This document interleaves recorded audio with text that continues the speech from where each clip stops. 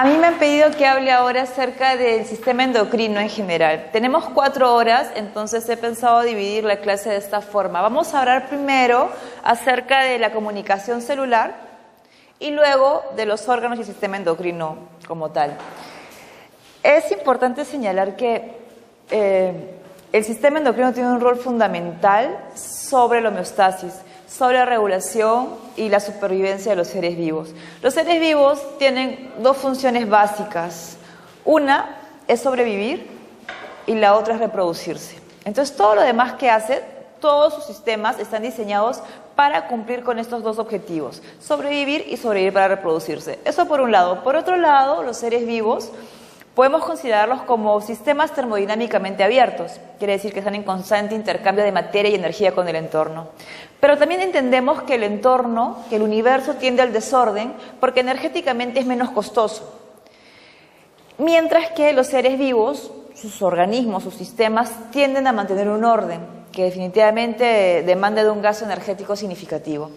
Entonces, si juntamos estos conceptos, que son seres termodinámicamente abiertos, que están en constante intercambio de materia y energía, con un entorno que es desordenado, teniendo que mantener un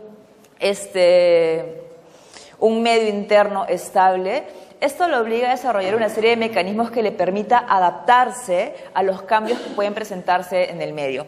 Ahora, factores que pueden alterar este equilibrio o este equilibrio interno que tienen los seres vivos no solamente van a venir del entorno, no solamente vienen del medio, sino también son internos, ¿no? Productos de desecho del metabolismo, variaciones en la composición corporal, volúmenes de fluidos, producción hormonal, etc.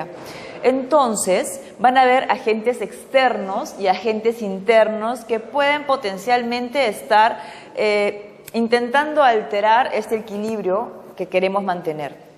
Entonces, el cuerpo desarrolla una serie de mecanismos que van a responder ante estos cambios. Pero para que uno responda ante un cambio, tiene que tener conocimiento de ese cambio, ¿verdad? Entonces, si yo no me entero qué está pasando, no puedo responder ante esa situación.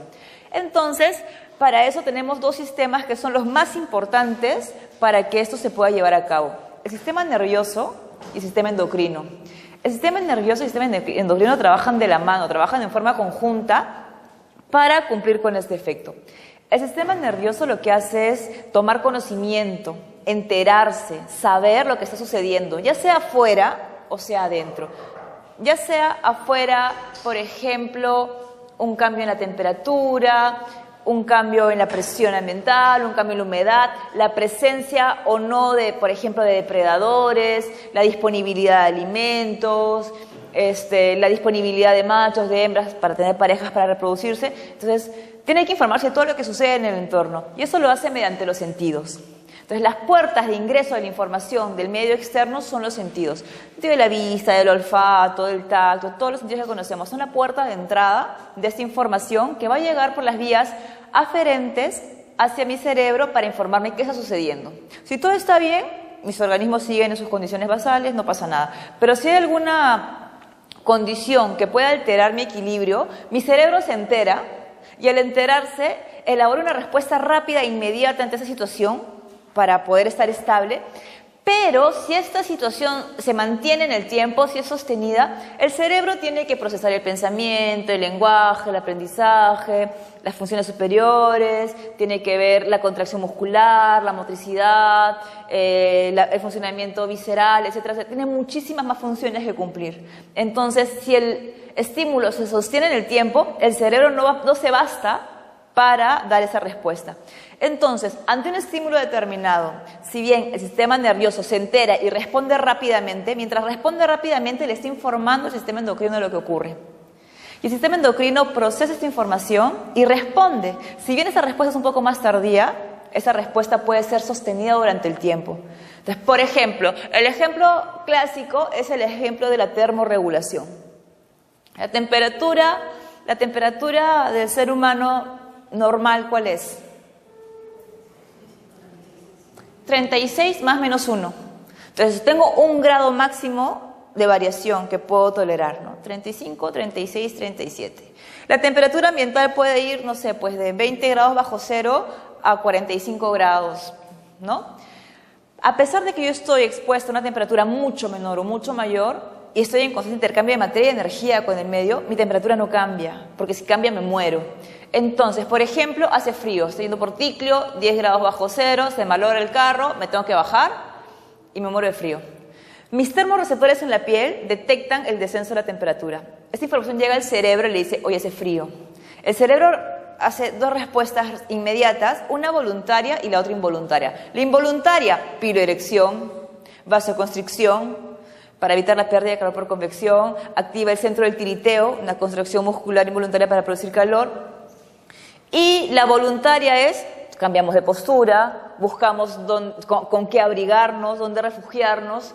Entonces hay un cambio, una respuesta automática involuntaria y una respuesta voluntaria. Pero si yo me voy a quedar ahí toda la noche, por ejemplo, el sistema nervioso no puede estar en esa condición todo el tiempo. Entonces le avisa al hipotálamo, hace frío. Y el hipotálamo es un órgano súper importante en todos los procesos porque es el órgano integrador entre el sistema nervioso y el sistema endocrino. La información que detecta el sistema nervioso se le envía al hipotálamo para que genere una respuesta endocrina. Entonces es importantísimo el hipotálamo. Entonces el hipotálamo enciende su termostato hipotalámico. Son regiones del hipotálamo que secretan una neurohormona que se llama TRH. Que esa TRH viaja a la hipófisis y produce TSH. Esa TSH viaja a la tiroides y produce hormonas tiroideas. Mis hormonas tiroideas aumentan en mi torrente sanguíneo y hacen que se aumente el metabolismo basal de mis células. Empiezan a producir reacciones metabólicas en mi célula y producto de ello produjo calor metabólico. Entonces empiezo a calentarme porque soy un endotermo. Produzco mi propio calor metabólico. Entonces, eso es por poner un ejemplo. El sistema nervioso responde rápidamente, pero no puede hacerlo todo el tiempo. Esa respuesta no va a ser suficiente si el estímulo se mantiene. Entonces le avisa el sistema endocrino. Ese es por poner un ejemplo. De esos ejemplos hay un montón. Por ejemplo, la sed. La sed es una sensación que me obliga a ingerir fluidos con la finalidad de mantener estables mis volúmenes corporales. Entonces, si yo empiezo a sudar o a eliminar agua por la orina o tengo una hemorragia, etcétera, o empiezo de alguna forma a perder fluidos, yo tengo que recuperarlos porque del volumen del fluido depende la presión. De la presión sanguínea depende la difusión de los gases, de los nutrientes a todas mis células. Entonces, si baja la presión, van a haber tejidos que no se van a irrigar, que no se van a oxigenar, se van a morir y todo colapsa. Entonces, yo tengo que mantener mi presión. Y mi presión depende en gran parte del volumen de los fluidos. Entonces, si yo empiezo a perder fluidos, tengo sed. Pero la sed, o sea, igual el sistema nervioso actúa sobre los osmorreceptores y hace que a nivel neural se suprima algunas funciones. Pero además va a hacer que, por un lado, que yo tenga la sensación de sed. La sensación de sed no va a ocurrir cuando ya me quedé sin fluidos o cuando yo soy en un nivel crítico. Ocurre mucho antes. Es como la luz de la gasolina del carro. No se te prende la luz de gasolina cuando ya te quedas sin gasolina. Se te prende la luz cuando te va a dar un chance de que puedas buscar gasolina. Pero el sistema nervioso hace eso, que te dé sed y vayas a buscar líquido. Pero si no tienes líquido, entonces el sistema endocrino empieza a actuar mediante la hormona antidiurética, la oxitocina, la vasopresina, para evitar la diuresis, para aumentar la presión, para mover el agua de los diferentes fluidos. Entonces, de esa manera, el hipotálamo lo que hace es integrar a estos dos sistemas para asegurar el mantenimiento del equilibrio. Entonces, lo que vamos a ver primero es cómo se comunican las células, cómo se comunican. En el sistema endocrino es como cualquier otro sistema porque las células se van a comunicar entre ellas, los órganos se van a comunicar entre ellos mediante señales químicas. Todos los sistemas se comunican mediante señales químicas. Y estas señales químicas cambian de nombre, ¿no? Pueden ser neurotransmisores, pueden ser hormonas, pueden ser neurohormonas, dependiendo de las células que se están comunicando. Entonces, para este caso vamos a hablar de mensajeros. Porque un mismo mensajero puede actuar como un neurotransmisor, puede actuar como una hormona, puede actuar como una neurohormona. Entonces, vamos a hablar de mensajeros porque al fin y al cabo van a actuar de forma semejante.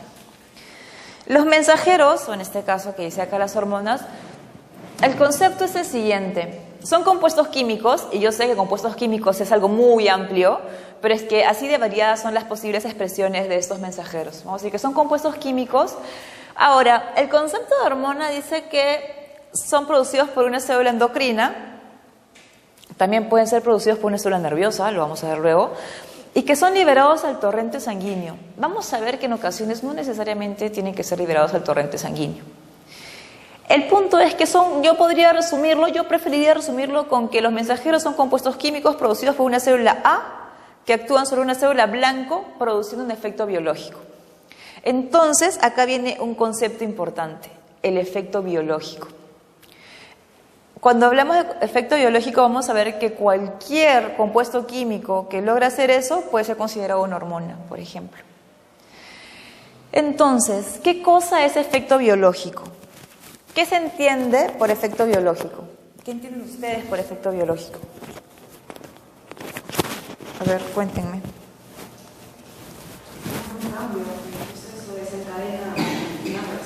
Ya, cambio y desencadena son palabras importantes, son palabras claves en lo que es efecto biológico. Efecto biológico obligatoriamente implica un cambio en la célula diana, en la célula blanco, en la célula en la cual va a actuar. Este cambio puede ser de dos naturalezas. Puede ser un cambio estructural, que el efecto del mensajero sea llegar a la célula y hacer que se abran sus canales iónicos, o que se cierren, o que haya un arreglo en la estructura del citoesqueleto de la célula y cambie su forma. Entonces, el efecto biológico es un cambio, y puede ser un cambio estructural, pero también puede ser un cambio funcional. Y cuando hablamos de funcional, sí, pues se hace mucho más amplio este concepto. ¿Cuál es la función de la célula? Podemos decir que depende de qué célula estamos hablando, ¿no? Pero en general, todas las células, su función es degradar cosas para producir cosas. ¿Qué cosas degrada y qué cosas produce? Va a depender de qué célula estoy hablando, de qué tejido, de qué órgano. Pero básicamente todas las células tienen como función degradar algo para producir algo. Entonces, cuando hablamos de función, vamos a hablar de metabolismo celular, síntesis y degradación, catabolismo y anabolismo. ¿De qué? De lo que sea, va a ser proteínas, lípidos o carbohidratos. No hay más. Entonces, si hablo de un cambio funcional en la célula, vamos a hablar un cambio sobre sus rutas metabólicas, sobre su anabolismo, su catabolismo. Puede ser que el cambio sea activar el metabolismo o activar el catabolismo. ¿De qué? Puede ser que sea de lípidos, de carbohidratos, de proteínas. Depende de qué célula, ¿verdad? Ahora, ya sea síntesis o degradación de carbohidratos, lípidos o proteínas, ¿qué necesito?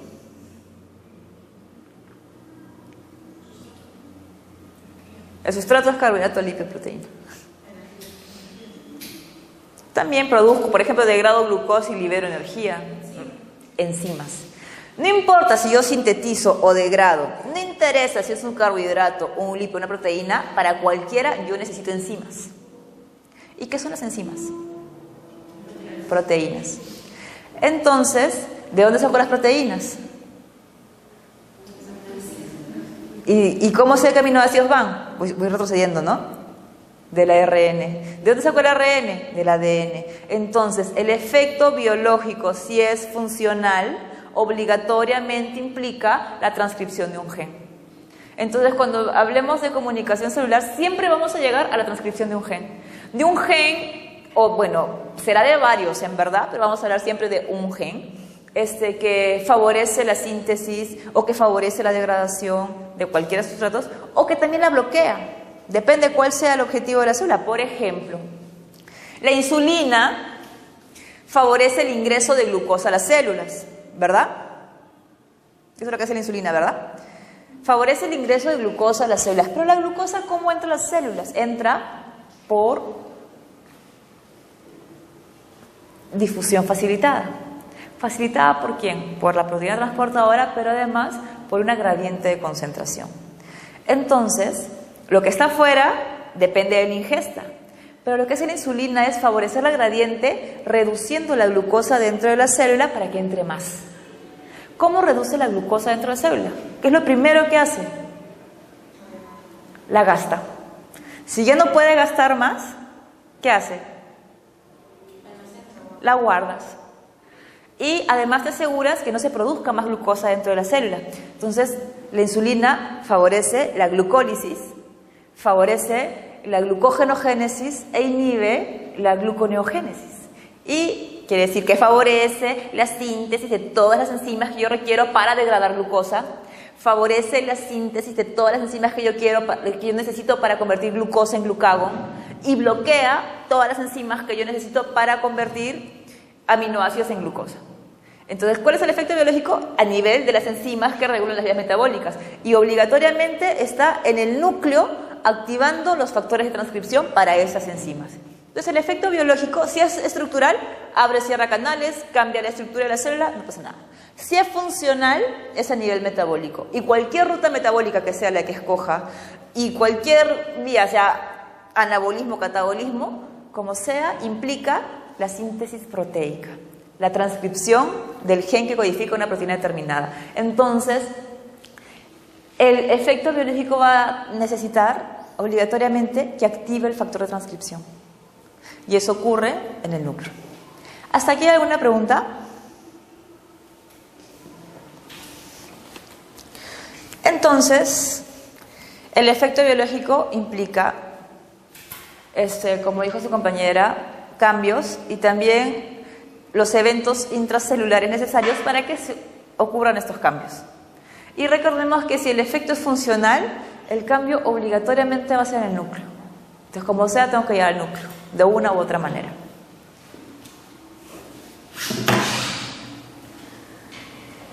Un segundito.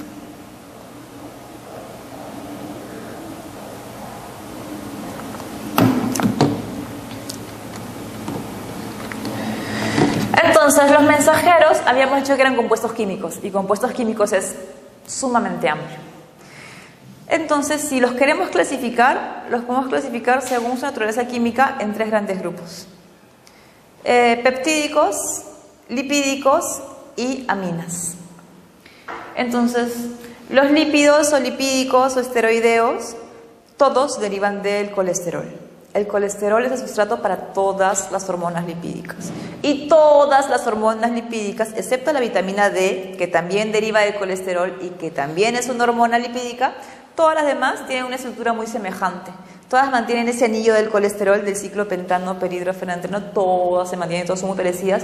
Y algo importante que señalar es que estas hormonas lipídicas tienen un metabolismo bastante dinámico. Pueden convertirse unas en otras por acción enzimática.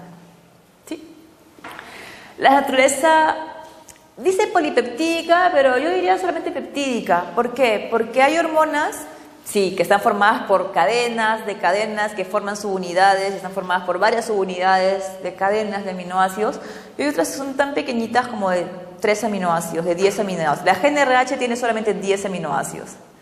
La TRH tiene solamente 3 aminoácidos. Entonces, 3 aminoácidos no entran en polipeptídico, ¿no? Entonces, vamos a decir peptídicos nomás. Y las aminas, que derivan del metabolismo de algunos aminoácidos. Estos son algunos aminoácidos que han sido metilados, iodados, tienen algunas modificaciones y se forman estas hormonas aminas. Como les dije, las lipídicas son sintetizadas a partir del colesterol, y en el humano, por ejemplo, todas las hormonas sexuales, testosterona, andrógenos, estrógenos, progestágenos, todos son lipídicas. Las hormonas de la corteza suprarrenal, no de la médula, de la corteza suprarrenal, cortisol, corticosterona, aldosterona, todas ellas también son lipídicas, todas derivan del colesterol. Los mamíferos también son secretados por la placenta. Por ejemplo, la progesterona es secretada por la placenta, importante para mantener el embarazo. Y la vitamina D también es considerada una hormona, tiene un rol importante en el metabolismo de calcio, la absorción de calcio intestinal, en el balance de la distribución de calcio entre la sangre y el hueso. Tiene un rol importante como una hormona también. Acá está. No todas derivan del colesterol, todas mantienen la misma estructura, el mismo anillo base, menos la vitamina D, que su vía metabólica es una totalmente diferente.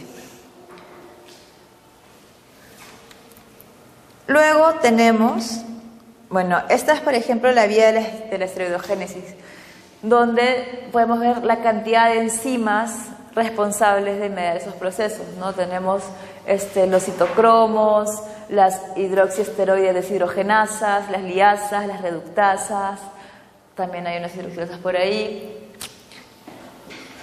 Esto acá podemos ver que parte se da en la mitocondria y parte se da en el retículo endoplasmático.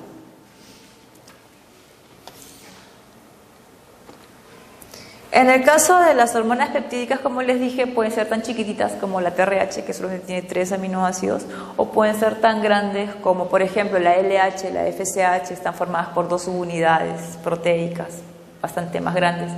Ahora, una característica de estas hormonas peptídicas es que por lo general se sintetiza una prehormona, una preprohormona, que es una proteína más grande que luego se va clivando, ¿no? Se va cortando hasta formar la forma activa. ¿Y cuál es la idea de generar o de producir prehormonas y prehormonas? Es mantener un stock sin actividad biológica. Para el momento que yo los necesito, recién los corto, los clivo y salen a tener su efecto. Estas son sintetizadas en el retículo endoplasmático rugoso, como todas las proteínas, como todos los péptidos, y luego atraviesan el aparato de Golgi.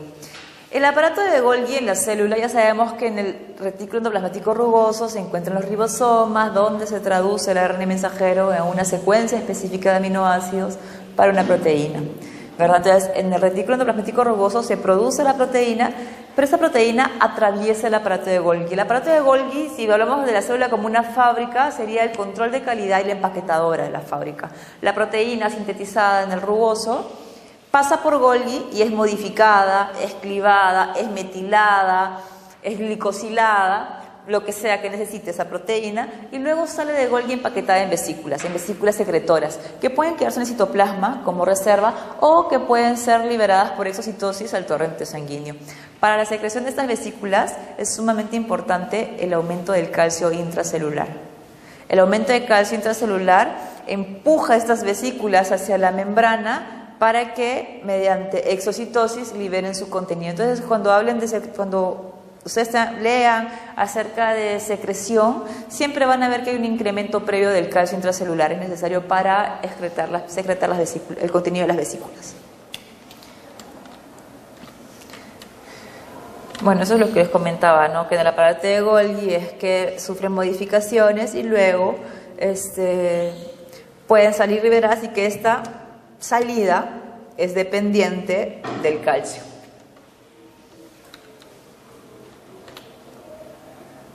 Por ejemplo, acá está la insulina, que se sintetiza a partir de la proinsulina, que es una cadena larga, que luego se enrolla sobre sí misma, formando puentes, y luego se tiene que clivar, y al clivarse forma 2 péptidos, la insulina y el péptido C.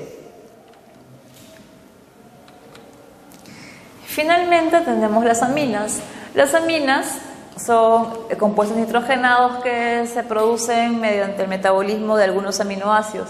Tenemos, por ejemplo, las hormonas tiroideas, que están formados por residuos de tiroxina que son yodados.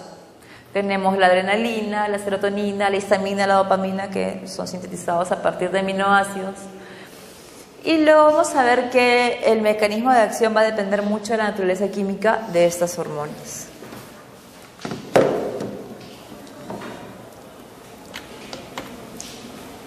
Acá tenemos, por ejemplo, las catecolaminas. Vamos a ver que estas son derivadas del grupo catecol con un grupo amino en la cadena lateral.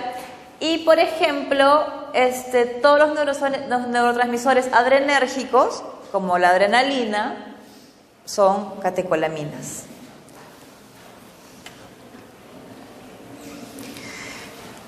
Habíamos dicho que estas aminas derivaban del metabolismo de aminoácidos. Bueno, este neurotransmisor adrenérgico deriva de la L-tirosina.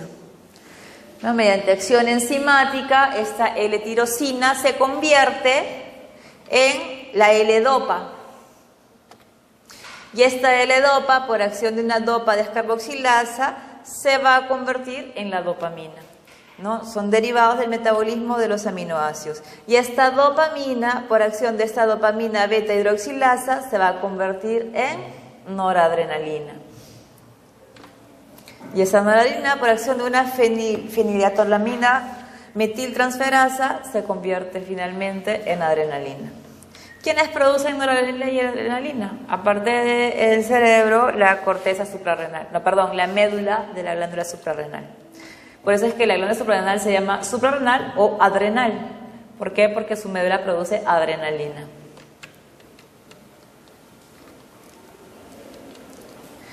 En el caso de estos neurotransmisores adrenérgicos, habíamos visto que en las peptídicas su secreción dependía de los niveles de calcio intracelular. En este caso requieren un estímulo nervioso para que se puedan liberar estos neurotransmisores. No vamos a entrar en mucho detalle en esto. Bueno, también este cambio en el potencial de membrana favorece el incremento de la apertura de canales dependientes de canales de calcio dependientes de voltaje para que el calcio ingrese y permita la secreción de las vesículas, ¿no? A ver, no vamos a entrar en eso de degradación de catecolaminas. Ya. Entonces, hemos hablado acerca de los mensajeros, pero el mensajero no hace nada si no tengo un receptor. Entonces los receptores son tan importantes como el mensajero. El receptor va a ser el responsable de interpretar la información que trae el mensajero y desencadenar los eventos intracelulares necesarios para que se produzca el efecto biológico. ¿Sí? Entonces, el receptor debe cumplir ciertas condiciones. El receptor 1 debe ser capaz de reconocer al mensajero. 2, debe ser capaz de interactuar con el mensajero. Y 3, debe permitir que esta unión del mensajero con el receptor desencadene todos los eventos intracelulares necesarios para el efecto biológico. ¿Sí? Hay algunos casos donde no existe el receptor, por alguna falla genética, el receptor no se sintetiza, no está, entonces tengo mensajero, pero no hay efecto biológico. O que hay resistencia del receptor por el mensajero, como por ejemplo la resistencia a la insulina. Tengo la insulina, tengo el receptor, pero la unión insulina-receptor no es capaz de producir el efecto biológico, y enfermedades de resistencia hay muchas, ¿no? Luego, los receptores son de naturaleza peptídica, todos.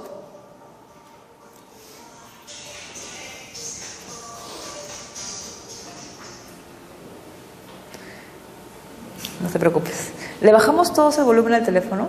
¿Todos le han bajado? Por si acaso le bajamos todos, yo también, me aseguro.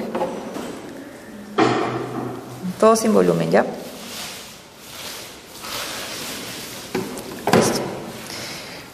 Los receptores todos son peptídicos. Los receptores pueden ser de dos tipos, dependiendo de su ubicación. Pueden estar localizados en la membrana o intracelularmente. Intracelularmente pueden estar en el citoplasma o incluso dentro del núcleo. Recordemos que el efecto finalmente, si era funcional, tenía que ser algo en el núcleo, ¿verdad? O sea, como sea, tenía que activar factores de transcripción.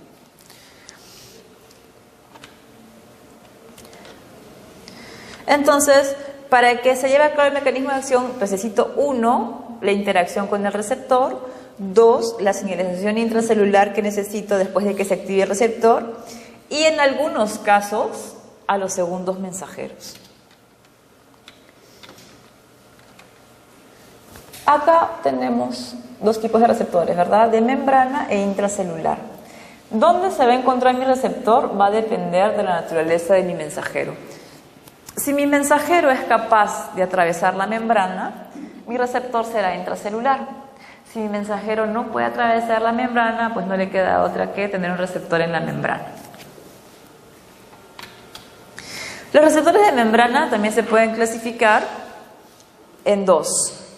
Receptores de membrana asociados a canales iónicos, cuando el efecto era estructural. Entonces la hormona se unió al receptor, ese receptor estaba asociado a un canal iónico y ese canal se abre o se cierra. O puede estar asociado a proteínas G. Esos receptores son proteínas en general integrales de membrana, quiere decir que atraviesan la membrana y tienen una región extracelular y una región intracelular. Habíamos dicho que el efecto biológico, si era funcional, implicaba la activación de un factor de transcripción. Por lo general, para activar un factor de transcripción yo requiero fosforilarlo. ¿Quién se encarga de fosforilar cosas? De quitar y poner fosfatos. ¿Se acuerdan? ¿Quiénes mueven los fosfatos en estas reacciones químicas? ¿Se acuerdan o no se acuerdan? Las proteínas quinasas. Las quinasas lo que hacen es mover fosfatos. Entonces, para yo activar al factor de transcripción, necesito activar a las proteínas quinasas. ¿Por qué? Porque yo tengo en el citoplasma las proteínas quinasas, pero estas proteínas están inactivas. La proteína quinasa tiene dos subunidades, una subunidad catalítica y una subunidad regulatoria. Cuando están unidas las dos subunidades, esta proteína está inactiva, no funciona. ¿Cómo activo yo a la proteína quinasa? Retirándole la subunidad regulatoria. Si yo le retiro la subunidad regulatoria, queda libre la subunidad catalítica y puede activar al factor de transcripción, puede fosforilar al factor de transcripción. Entonces, por lo general, implica la activación de proteínas quinasas para que se active el factor de transcripción. Entonces, si mi receptor es de membrana, quiere decir que mi mensajero no pudo atravesarla, ¿no? ¿Qué mensajeros no pueden atravesar la membrana? Hemos hablado de tres tipos: peptídicos, lipídicos y aminas. ¿Cuáles tendrán receptores de membrana?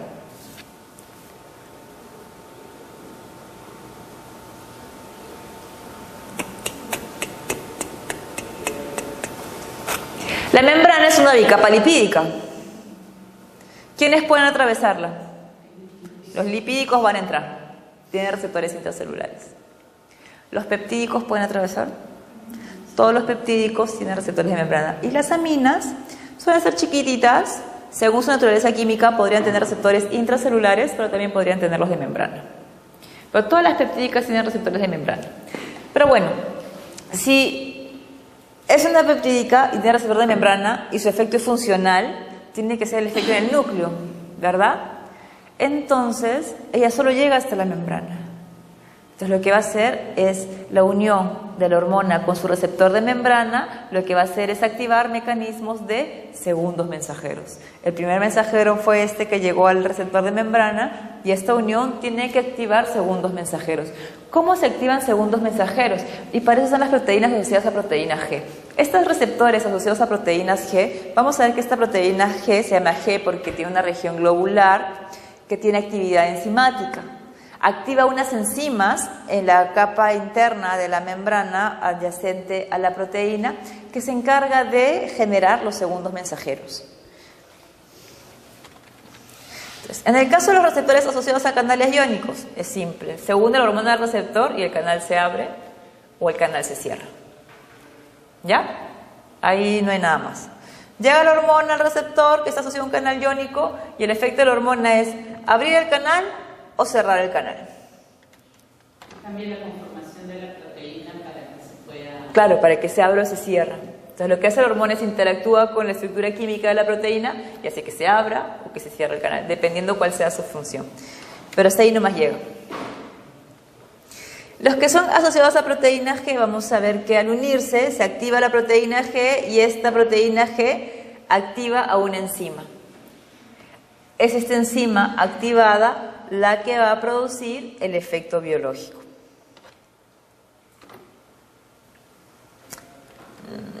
No, vamos a ir de frente. No tengo acá. Ya. Entonces, vamos a ir a ver los mecanismos de segundos mensajeros. En los mecanismos de segundos mensajeros tenemos que llega la proteína, el mensajero, se une a la proteína, activa a esta proteína G, que activa la enzima para que se produzca el segundo mensajero. Entre esas vías tengo las siguientes. Tengo la proteína G que activa a la adenilato ciclasa. ¿Qué hace la adenilato ciclasa? La adenilato ciclasa convierte ATP en AMP cíclico. ¿Sí? La adenilato ciclasa convierte ATP en AMP cíclico. ¿Y qué cosa hace el AMP cíclico? Se pega, por así decirlo, a la región regulatoria de la proteína quinasa. Y si se pegaba a la región regulatoria, quedaba libre la región catalítica. Entonces, de esta forma, se activa la proteína quinasa para que pueda fosforilar al factor de transcripción. Así como tengo adenilato ciclasa, también puedo tener guanilato ciclasa. Y lo que hace es que en vez de hidrolizar ATP en AMP, GTP en GMP. Igual este GMP se une a la proteína quinasa y queda libre la región catalítica para la fosforilación del factor de transcripción. Esa sería una de las vías de segundo mensajero. ¿Puedes repetirla, por favor? Llega la hormona. A ver. La hormona se une a la proteína. Esta proteína, receptor de membrana, activa la proteína G. Y esta proteína G, tengo acá la adenilato ciclasa que estaba inactiva. Activa la adenilato ciclasa. Lo que hace la adenilato ciclasa, esta es una enzima que cataliza la reacción de ATP a MP cíclico. Es este MP cíclico el que se une a la subunidad regulatoria de la proteína quinasa. Habíamos mencionado que las proteínas quinasas tenían dos subunidades, la subunidad catalítica y la regulatoria. Si están juntas, la catalítica no puede actuar, no puede fosforilar a nadie. Tengo que quitarle la regulatoria.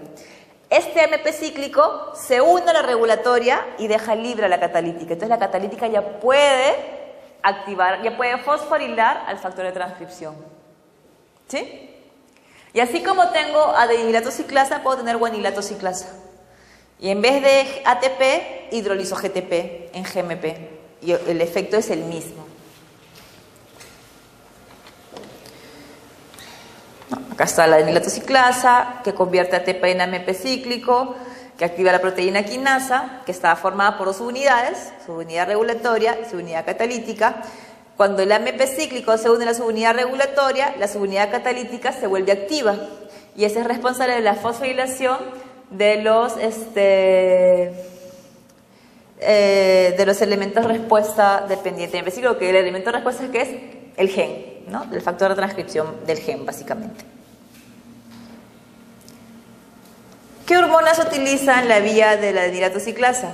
La corticotropina, la hormona liberadora de corticotropinas, la FSH, la LH, la calcitonina, el glucagón, todas son de naturaleza peptídica, ¿verdad? Aparte de este mecanismo tenemos otro. Así como teníamos en el anterior adenilato ciclasa, que era la enzima, la región enzimática, tenemos otra donde la enzima es la fosfolipasa C. Entonces, ¿qué hace la fosfolipasa C? Acá está mal, acá es fosfoinositol bifosfato, acá es 2. ¿Qué hace la fosfolipasa C?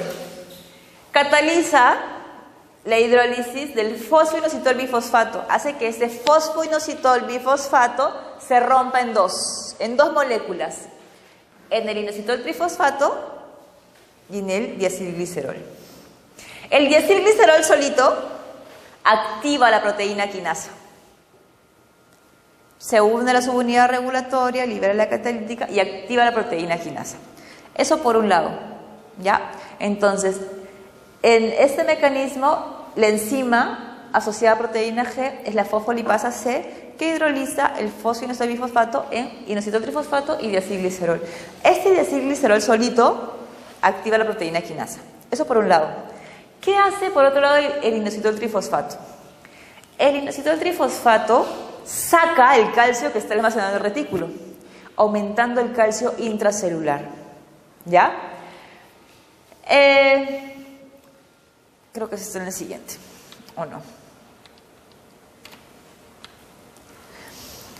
Aumenta el calcio intracelular. Dentro del citoplasma hay una proteína que se llama calmodulina. Si esta calmodulina está sola, no hace nada. Pero si a una calmodulina se le pegan 4 calcios, se vuelve una molécula activa, que activa también a la proteína quinasa y produce el efecto biológico. Entonces, por un lado, se producía diacilglicerol y por otro el inositotrifosfato. El diacilglicerol directamente activaba la proteína quinasa, pero por otro lado este inositotrifosfato aumentaba el calcio intracelular, lo sacaba que estaba presente en el retículo, y este aumento de calcio intracelular está disponible para pegarse a la calmodulina. Y el sistema calcio-calmodulina actúa como un segundo mensajero. Entonces, recapitulando, segundos mensajeros, AMP cíclico, GMP cíclico, diacilglicerol y calcio-calmodulina. ¿Sí? ¿Qué hormonas utilizan la fosfolipasa C? La vasopresina, la oxitocina, la angiotensina, las catecolaminas, la hormona liberadora de gonadotropinas, la liberadora de hormona de crecimiento, la liberadora de tirotropina. Bueno. Finalmente, los receptores intracelulares. Los receptores intracelulares es más simple. La unión de la hormona al receptor, ese complejo activa el factor de transcripción. Entonces acá no hay más.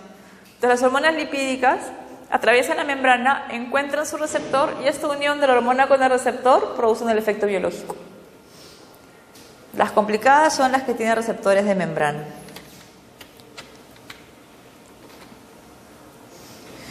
Y la finalidad es, como hemos mencionado al principio, la activación, o que también puede ser la inactivación de un determinado gen. Entonces, ya hemos hablado acerca de los mensajeros y sus mecanismos de acción, hemos hablado acerca de los tipos de hormonas, de los tipos de receptores, de cómo esos actúan, cuál es a qué nos referimos cuando hablamos de efecto biológico. Entonces ahora vamos a hablar de la fisiología general del sistema endocrino. El sistema endocrino, como les dije al principio, es uno de los principales sistemas de control fisiológico. Todos los sistemas, el sistema circulatorio, el sistema respiratorio, el sistema cardiovascular, renal, todos los sistemas están regulados por el sistema endocrino. Entonces, el sistema endocrino de forma constante está censando el funcionamiento de cada uno de esos sistemas, está censando los cambios que pueden haber en el entorno y está de forma constante elaborando una respuesta para mantener el equilibrio. El sistema endocrino es responsable de mantener todas las funciones. Es en el hipotálamo el que le decía que era el órgano más importante porque integra el sistema nervioso con el sistema endocrino, donde se encuentran los centros de todo. El centro del hambre, del balance energético, es en el hipotálamo. El termostato hipotalámico, responsable de regular la temperatura corporal, es en el hipotálamo. Los centros que regulan la conducta sexual es en el hipotálamo. El centro de la sed es en el hipotálamo. De la vigilia y el sueño es en el hipotálamo. Del crecimiento somático, de la maduración, todo es en el hipotálamo. Entonces es el responsable de elaborar prácticamente todas las respuestas y mantener el equilibrio, es el principal responsable del mantenimiento de la homeostasis.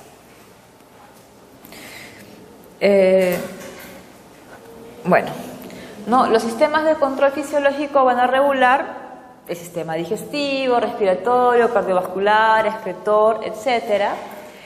Y los sistemas de control fisiológico van a gobernar la actividad de los músculos y las glándulas. La regulación de cada sistemas va a estar mediada por una regulación tanto muscular como glandular, ¿no? Y muscular no solamente del músculo esquelético, sino de la musculatura lisa visceral, y glandular, pues lógicamente para la producción de hormonas. Y este control de todas las funciones fisiológicas lo mantienen, ya lo hemos mencionado al principio de la clase, el sistema nervioso junto con el sistema endocrino.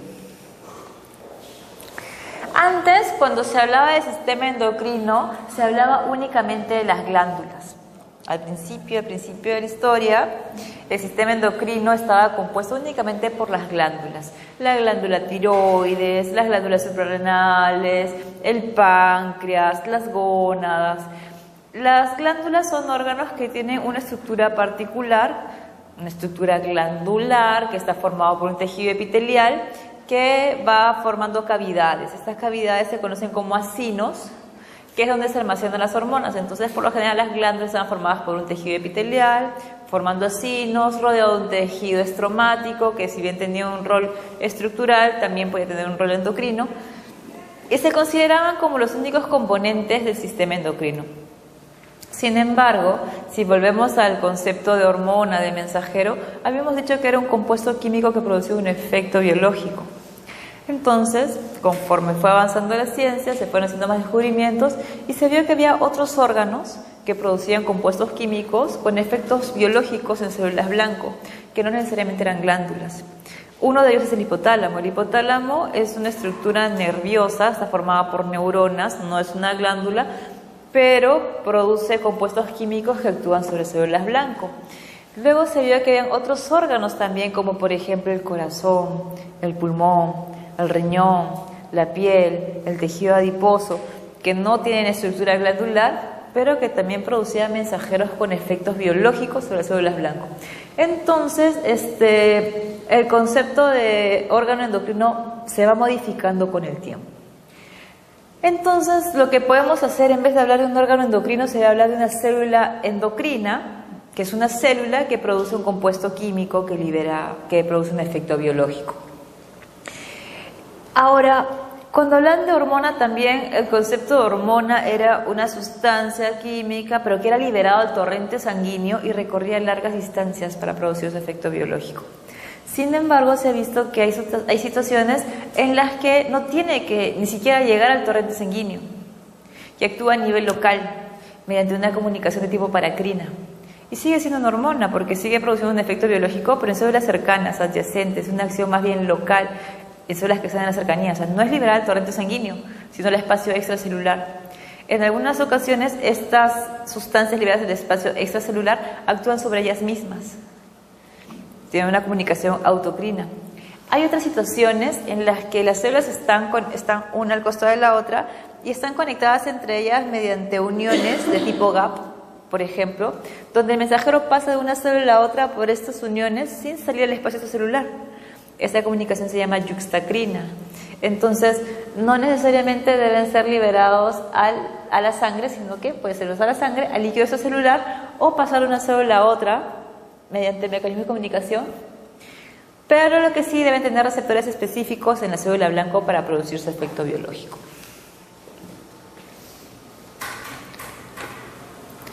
Entonces, cuando hablamos de células endocrinas, como en realidad podría ser cualquier órgano el que las produzca, se decidió clasificarlas en tres grupos. Células endocrinas glandulares, que son las que están presentes en las glándulas típicas que conocemos.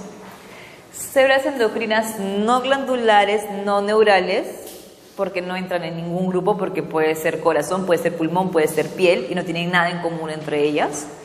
Y las células endocrinas neurosecretoras, que son las células neurales, por ejemplo, las del hipotálamo. Entonces, vamos a hablar un poquito de cada una de ellas. Las células endocrinas glandulares... un ratito.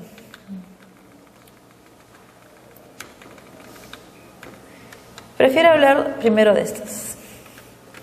Las células endocrinas neurosecretoras son las que están en el hipotálamo. El hipotálamo es un órgano que está formado por muchas neuronas que reciben estímulos del sistema nervioso central. Estas neuronas hipotalámicas se asocian formando núcleos y áreas. ¿Qué es un núcleo? ¿Qué es un área? Son agrupaciones de neuronas con una función en específico, ¿no? Imaginémonos ramilletes de neuronas. Son núcleos, son áreas que están distribuidas por todo el hipotálamo. Como ya hemos hablado, el hipotálamo era el órgano integrador entre el sistema nervioso y el sistema endocrino, formado por cuerpos neuronales cuyos axones viajan hacia la eminencia media para liberar su secreción hacia la hipófisis. Asimismo, como sus proyecciones van a la eminencia media del sistema nervioso central, del cerebro, viajan también axones que llevan información al hipotálamo, ya sea para estimularlo o inhibirlo. Recuerden que hemos dicho que era el cerebro el que se enteraba de la situación y tenía que avisar al hipotálamo, lo sé, por la vía nerviosa.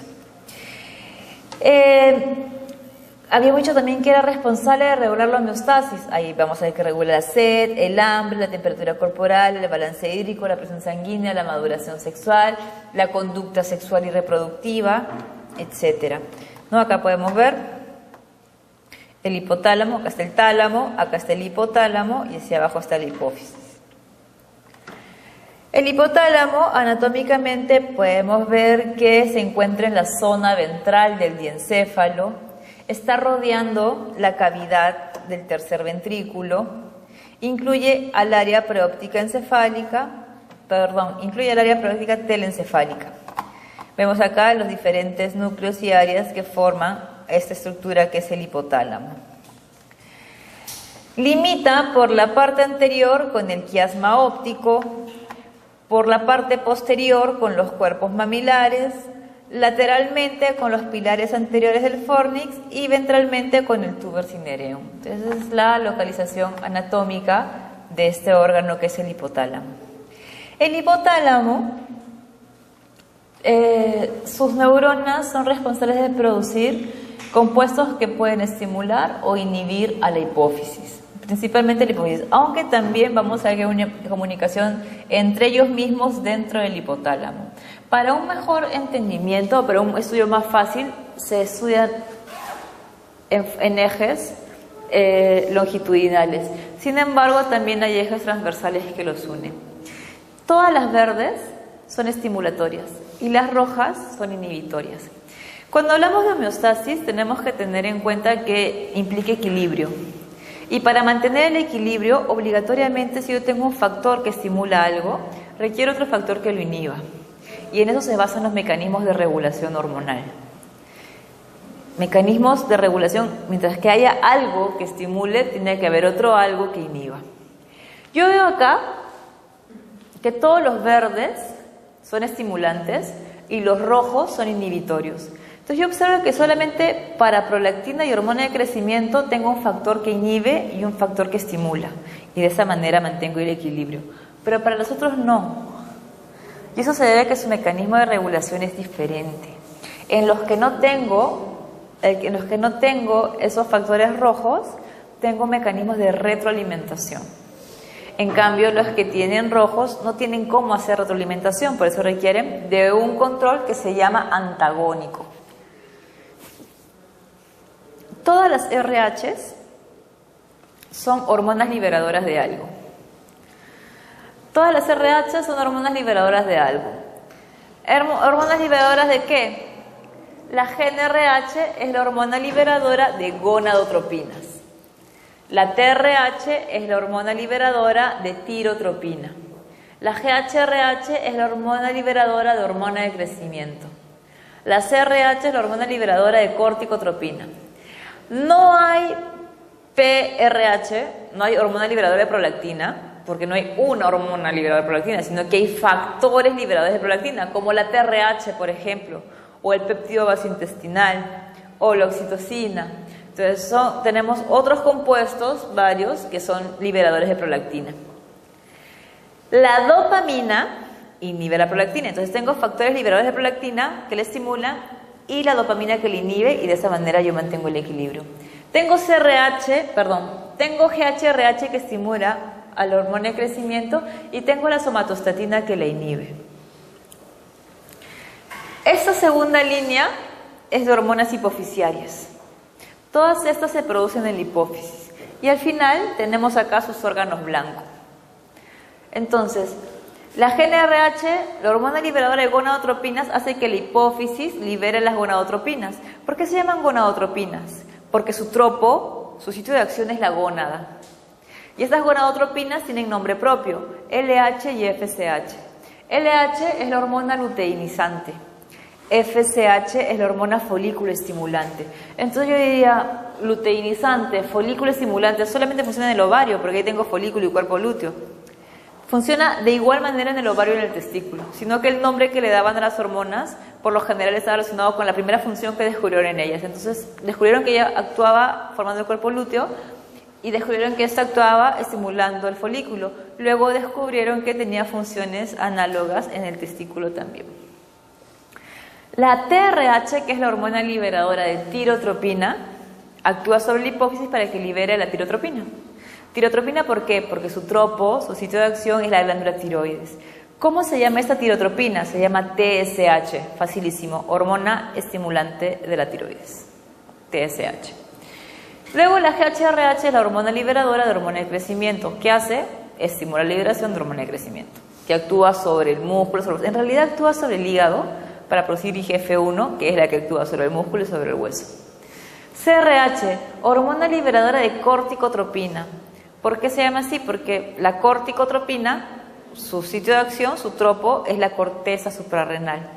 Esta corticotropina también tiene nombre propio, se llama ACTH, hormona adrenocorticotropa, porque actúa en la corteza de las adrenales.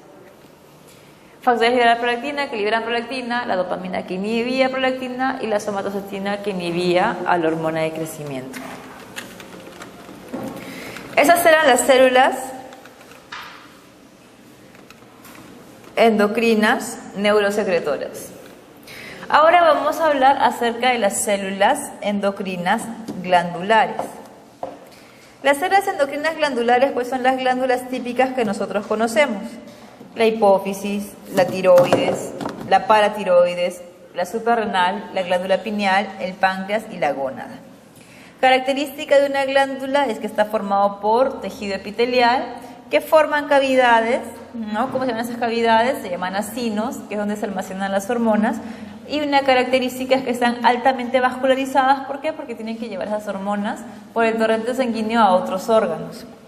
Por ejemplo, las hormonas de la hipófisis tienen que llegar, por ejemplo, la LH y la FSH, desde la hipófisis hasta las gónadas, ¿no? Entonces tienen que ser liberadas al torrente sanguíneo para que puedan llegar a su destino. La hipófisis es la glándula endocrina más importante porque sus productos van a actuar a diferentes niveles. Van a actuar en la corteza suprarrenal, en las gónadas, en la tiroides, en la glándula mamaria, en el hígado, en el músculo, etc. La hipófisis es un órgano bilobulado, quiere decir que está formado por dos lóbulos. Y si bien estos dos lóbulos forman un solo órgano, son muy diferentes entre sí, en estructura y en función. Y eso se debe a que el origen embrionario de cada uno de los lóbulos es diferente. Tengo la adenohipófisis o hipófisis anterior y tengo la neurohipófisis o hipófisis posterior. La hipófisis anterior se forma a partir de una vaginación de la cavidad oral hacia arriba, que termina formando una estructura que se llama la bolsa de Rathke. Y luego esta se adhiere pues a la hipófisis. Mientras que la neurohipófisis se forma a partir de una proyección del tercer ventrículo hacia abajo, formando la neurohipófisis o hipófisis posterior. Entonces, la hipófisis anterior se forma a partir de la cavidad oral hacia arriba, formando esta bolsa de Rathke, la hipófisis anterior, y la neurohipófisis viene desde arriba, desde el neuroectodermo hacia abajo, formando la neurohipófisis, formando un solo órgano. Este hueso que está acá es la silla turca del hueso esfenoide. Donde está localizada la hipófisis está reposando sobre la silla turca del hueso esfenoide. Esta hipófisis anterior nunca estuvo unida con el hipotálamo. Eso quiere decir que las proyecciones de las neuronas hipotalámicas no llegan a la hipófisis anterior. En cambio, como la hipófisis posterior o neurohipófisis es una proyección del tercer ventrículo hacia abajo, las neuronas hipotalámicas llegan hasta esta neurohipófisis. Entonces, diferencias entre estas dos estructuras. Las neuronas del hipotálamo no llegan a la hipófisis anterior, llegan a la neurohipófisis. Las hormonas producidas por estímulos hipotalámicos son producidas en la adenohipófisis. La neurohipófisis no produce ninguna hormona. La neurohipófisis almacena la oxitocina y la vasopresina producidas por el hipotálamo y luego la secreta el torrente sanguíneo. Mientras que es la hipófisis anterior la que secreta prolactina, hormona de crecimiento, LH, FSH, TSH, todas. ¿Cómo se comunica el hipotálamo con la adenohipófisis si sus neuronas no llegan? Las neuronas del hipotálamo llegan hasta esa región que se conoce como la eminencia media. En esta región, o a partir de esta región, o por esta región, pasa una serie de vasos sanguíneos que se conocen como la vía porta hipofisiaria. Esta vía porta hipoficiaria es la que irriga toda la hipófisis. Entonces los axones de estas neuronas que llegan acá, liberan acá sus neurohormonas que viajan por este torrente sanguíneo hasta la hipófisis anterior. ¿Sí?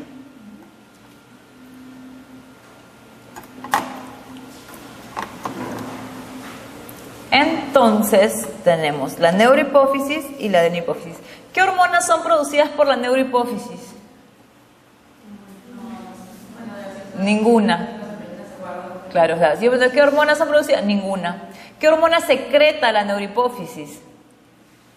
Ahí sí, oxitocina y vasopresina. No las produce, pero sí las secreta.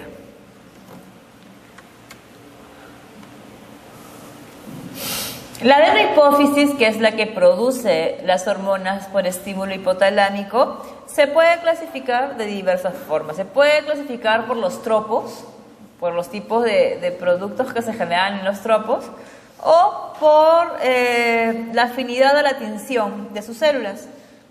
Si es por la afinidad a la tinción, tenemos las acidófilas y las basófilas. Las acidófilas son las que se colorean en medios ácidos y las basófilas en medios alcalinos. En las acidófilas están las células del lactotrofo o lactotropo, que secretan prolactina. Las somatotrofas o el somatotropo, que secreta que secreta hormona de crecimiento. En las basófilas están las corticotrofas, que secretan la ACTH, la hormona adrenocorticotrópica. Está el gonadotropo, que secreta las gonadotropinas, LH y FSH. Y está el melanotropo, que secreta la MSH, principalmente en la zona media. Estas hormonas hipoficiarias, como les dije, tienen diferentes sitios de acción. La prolactina actúa sobre las glándulas mamarias, pero la prolactina no solamente actúa sobre las glándulas mamarias, también actúa sobre el testículo y ovario, favoreciendo la síntesis de testosterona. Las gonadotropinas, como su nombre lo dice, actúan sobre las gónadas, LH y FSH. La TSH actúa sobre la glándula tiroides, pero vamos a ver que no sobre toda la glándula tiroides. Luego vamos a ver la glándula tiroides y vamos a ver cuál está regulada por este eje. La ACTH actúa sobre la corteza, pero igual, solamente en la corteza, no actúa en la médula. Y la hormona de crecimiento, como les dije, no actúa ella directamente, sino que actúa en el hígado para producir IGF-1, y es el IGF-1 el que regula el crecimiento tanto de hueso como músculo. La neurohipófisis, como les dije, no produce ninguna hormona, solamente almacena la oxitocina y la vasopresina producidas por el hipotálamo. La vasopresina, también conocida como hormona antidiurética, tiene un rol regulando la diuresis, la eliminación de líquidos en la orina. Y la oxitocina actúa como un agente contráctil, ya sea en el útero o también en las glándulas mamarias, porque es responsable de la eyección de la leche.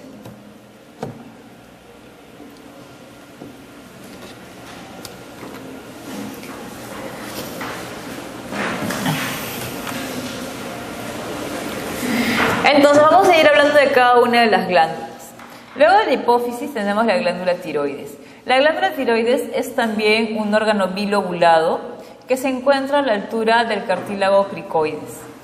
Este órgano bilobulado está unido por un istmo, ambos lóbulos por un istmo, y una característica de esta glándula es que está formada por diferentes tipos de células.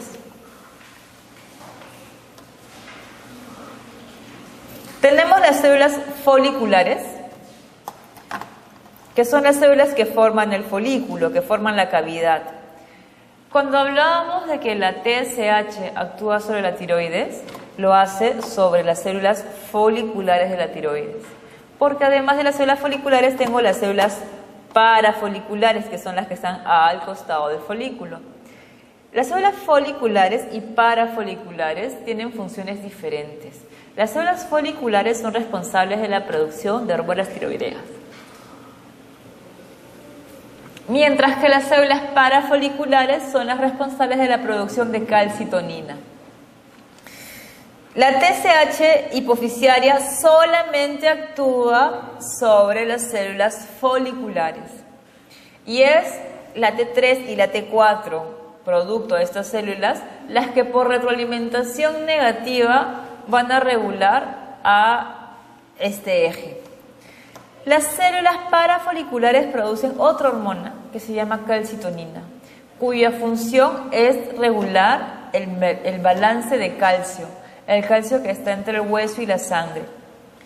Esa no está regulada por el eje. Esta va a ser regulada por las mismas concentraciones de calcio. Entonces es la concentración de calcio la que regula esta hormona. Luego tengo la glándula paratiroides y se llama paratiroides porque está al costado de la tiroides y son 4 glándulas, 2 en cada lóbulo de la tiroides, que forman esta paratiroides.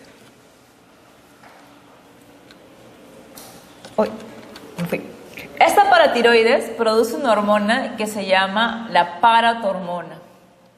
Esta paratormona actúa junto con la calcitonina para regular los niveles de calcio en la sangre. Regulan el calcio que va a la sangre y se queda en el hueso. Eso se llama regulación por metabolitos. Porque es el metabolito que ellas regulan, la que las regula a ellas. Entonces, calcitonina y paratormona mantienen el balance de calcio y es la concentración de calcio la que va a regular a calcitonina y paratormona. Paratormona. Como paratiroides, paratormona. Luego tenemos las glándulas suprarrenales. Las glándulas suprarrenales son 2 glándulas con forma de pirámide que se encuentran encima de los riñones, por eso se llaman suprarrenales, porque están por encima de los riñones. También se conocen como glándulas adrenales porque en su médula producen adrenalina. Estas glándulas suprarrenales están divididas en 2 partes, la región de la corteza y la región de la médula. Otra vez, la ACTH hipoficiaria actúa solo sobre la corteza, no sobre la médula. No actúa sobre la adrenalina ni la adrenalina, actúa solamente sobre la corteza. Esta corteza, a su vez, se encuentra subdividida en 3 regiones. La zona glomerular, la zona fascicular y la zona reticular, siendo la zona fascicular la más grande.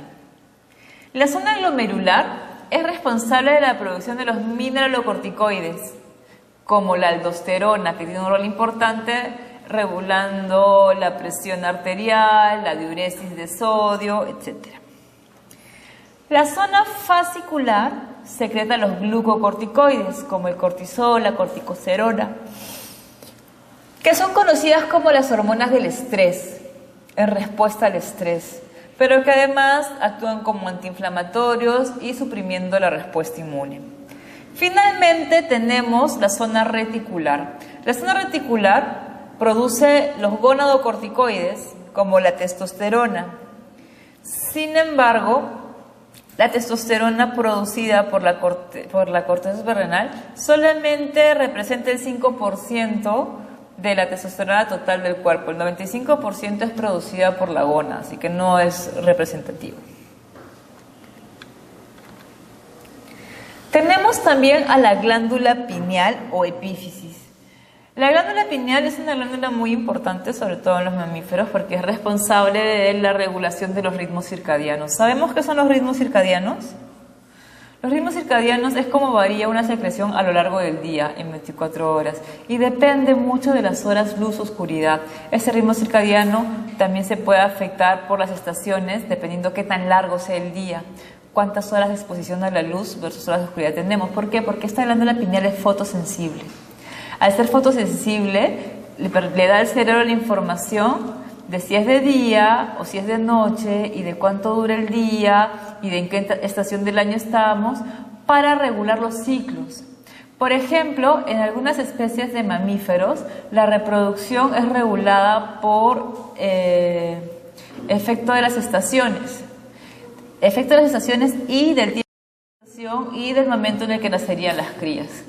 Si el invierno es muy frío, carente de alimento, entonces el animal va a buscar reproducirse de tal forma que las crías nazcan en un ambiente cálido con mucho alimento. Por lo tanto, esta glándula pineal provee esa información al cerebro de tal forma que en épocas donde no sea conveniente reproducirse, la función reproductiva hasta puede suprimirse. Esto sucede también en humanos. Por ejemplo, es muy frecuente en las eromosas. Las eromosas que van viajando a través del meridiano varias veces al día, no tienen esta ciclicidad de horas luz-oscuridad, se alteran sus ciclos ováricos y son frecuentes los casos de amenorrea, incluso hasta puede haber infertilidad, porque se bloquea el cerebro, por así decirlo, se bloquea la glándula pineal. Otra glándula frecuente o común es el páncreas. El páncreas es un órgano súper importante en lo que es metabolismo, en lo que es digestión. Y el páncreas tiene dos regiones también, un páncreas endocrino y un páncreas exocrino. ¿Cuáles son las diferencias entre endocrino y exocrino?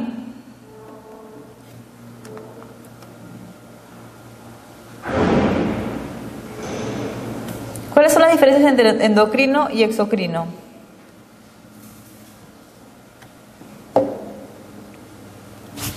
¿No?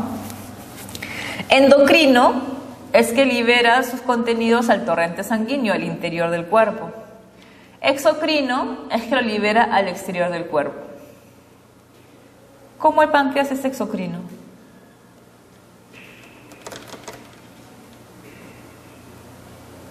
¿Por qué les digo que hay un páncreas exocrino? ¿Cómo libera el páncreas exocrino el contenido al exterior del cuerpo? ¿Ah?